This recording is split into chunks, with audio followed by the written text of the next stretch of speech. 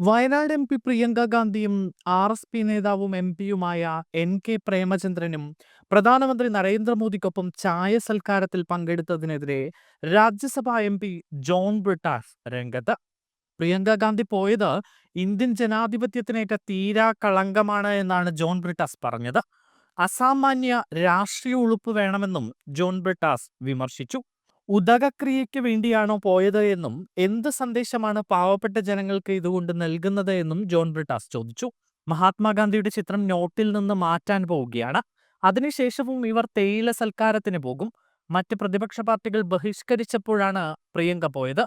Parliamentary പാർട്ടിയുമായി ഒരു ബന്ധവും പ്രിയങ്ക ഗാന്ധിക്കില്ല.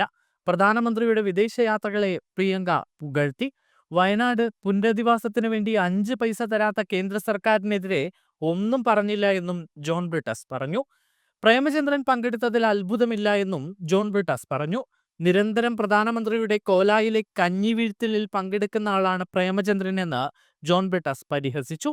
RSP എന്ന പേര് RSS എന്ന് ഇടാൻ പ്രേമചന്ദ്രൻ ശ്രമിക്കുന്നു എന്നും ജോൺ ബ്രിട്ടാസ് വിമർശിച്ചു. ലോക്സഭാ പ്രതിപക്ഷ നേതാവ് രാഹുൽ ഗാന്ധി ഇന്ത്യയിൽ ഉണ്ടായിരുന്നുവെങ്കിൽ ചായ സൽക്കാരത്തിൽ പങ്കെടുക്കില്ല എന്നാണ് വിശ്വാസമെന്നും ജോൺ ബ്രിട്ടാസ് പറഞ്ഞു. കഴിഞ്ഞ പാർലമെന്റ് സമ്മേളനത്തിൽ UDF MP-മാർക്ക് 2 പരിപാടി മാത്രമേ ഉണ്ടായിരുന്നുള്ളൂ എന്നും പാരയും പാരഡിയുമാണ് അത് എന്നും ജോൺ ബ്രിട്ടാസ് പറഞ്ഞു. അയ്യപ്പന് പോലും പോറ്റിയെ അറിയും മുമ്പ് സോണിയാഗാന്ധിയുടെ കയ്യിൽ നൂല് കെട്ടിച്ച വിദ്വാൻമാരാണ് ഇവർ. എന്നിട്ടാണ് പാർലമെന്റിന് മുന്നിൽ പാരഡിപ്പാട്ട് പാടിയത്. അസാമാന്യ തൊലിക്കെട്ടിയാണ് ഇവർക്ക് എന്നും ജോൺ ബ്രിട്ടാസ് വിമർശിച്ചു.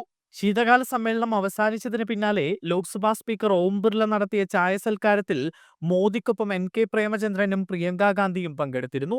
പ്രേമചന്ദ്രനെ പോലുള്ളവരുടെ ഇടപെടലുകൾ മറ്റുള്ളവർ മാതൃകയാക്കണമെന്ന് മോദി പ്രശംസിക്കുകയും ചെയ്തിരുന്നു. പ്രിയങ്ക ഗാന്ധിയും മന്ത്രിമാരായ രാജ്നാഥ് സിംഗ്, K രാംമോഹൻ നായിഡു, രാജീവ് രഞ്ജൻ സിംഗ്, ചിരാഗ് പസ്വാൻ, പ്രഹ്ലാദ് ജോഷി എന്നിവരും ഇതിൽ പങ്കെടുത്തിരുന്നു. ഇതിനെതിരെയാണ് ഇപ്പോൾ കടുത്ത വിമർശനവുമായി ജോൺ ബ്രിട്ടാസ് രംഗത്തെത്തിയിരിക്കുന്നത്.